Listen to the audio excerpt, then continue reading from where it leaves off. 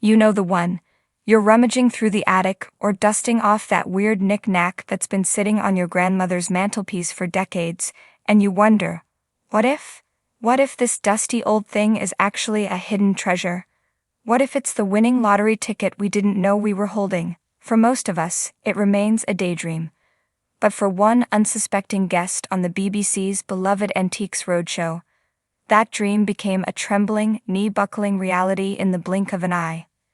In a classic episode filmed against the breathtaking backdrop of Chenies Manor in Buckinghamshire, we witnessed one of those magical TV moments that reminds us exactly why we're so addicted to this show. It wasn't just about the money, though. Believe me, the money was huge. It was about family, history, and the sheer shock of discovering that good old dad had left behind a fortune. The mystery of the bamboo pot. The scene was set perfectly. The sun was shining on the manicured lawns of Chenies Manor, crowds were buzzing with anticipation, and standing there with a look of total bewilderment was a gentleman clutching a wooden pot. He hadn't bought it at a high-end auction. He hadn't scored antique shops in London. "I've got no idea," the guest confessed candidly to the show's resident Oriental expert David Batty. "It was given to me by my father probably 50 years ago, and I know nothing at all about it." It's the kind of opening line that makes viewers lean in. 50 years. That pot had likely lived a quiet life, perhaps holding pens, spare change, or just gathering dust on a shelf, completely unassuming. To the untrained eye, it was just a piece of wood, but David Batty isn't the untrained eye. From the moment David picked it up, you could see the spark. His eyes didn't just scan the object. They danced. More than just wood. David immediately identified the item not as a simple container, but as a Chinese brush pot made of bamboo. Now, if you're like me, you might be thinking, bamboo? Isn't that fairly common? But as David began to peel back the layers of history, it became clear this was no souvenir shop trinket. He explained that these pots range from tiny vessels to massive statement pieces, but the true value lies in who owned them and what they represented. The date, my guess is, it would be somewhere around 1760 to 1810, David estimated. Let's pause for a second. 1760. That's before the American Revolution ended. That is older than the bicycle, the light bulb, and the telephone. This fragile piece of bamboo had survived centuries of history to end up in this man's hands. The literati lifestyle. Here is where the story gets really romantic.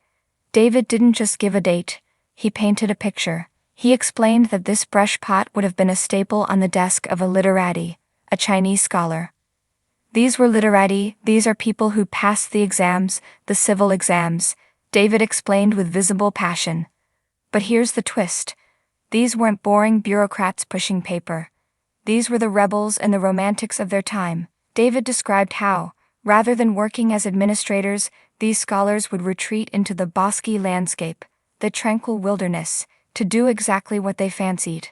Some of them were highly skilled poets, writers, painters, and carvers, David said. They actually did some of the carving themselves. Suddenly, the pot wasn't just an object, it was a window into the soul of a creative genius from 200 years ago. The carvings on the side, intricate depictions of towering rocks, pine trees, and figures on a fishing boat, weren't just decoration. They were a reflection of that scholar's love for nature and solitude. Freya Yuan, another expert on site, even translated a 4-phrase poem inscribed on the side, confirming its high-status origins. The setup, a cruel, but fun joke. By now the crowd was hooked. The owner was smiling, clearly pleased that his dad's old pot was the kind of thing the Chinese market is very keen on. But David Batty decided to have a little fun. He needed to test the owner's attachment to the piece before dropping the bombshell. "If I offered you £300, $400 for it?" David teased. The owner, perhaps sensing that David was low-balling him, stood his ground with a laugh. "No," he said firmly, and then he said something that makes the rewatch value of this clip absolutely iconic. "You could buy it off me for £10,000, $13,265, and I still wouldn't take it." The owner was joking, he was playing along. In his mind, £10,000 was an astronomical, impossible figure, a silly number that he would never actually be offered. He thought he was naming a price so high it was ridiculous. David Batty paused, the air practically crackled with tension. The life-changing reveal. "I'm not going to offer you £10,000, David said, his face dead serious. For a split second, you could feel the owner's heart drop. "Oh, it's not worth that much?" Then David delivered the knockout punch. "I'm going to tell you it's worth £30,000, $39,800, to £40,000, $53,060. Silence. Then a collective gasp from the spectators that sounded like all the air being sucked out of Buckinghamshire. The camera focused on the owner. He didn't scream. He didn't jump up and down. He physically swayed. It was as if gravity had suddenly shifted. You could see him struggling to keep his legs locked as the reality washed over him. "God. Dear," he managed to whisper, his voice trembling.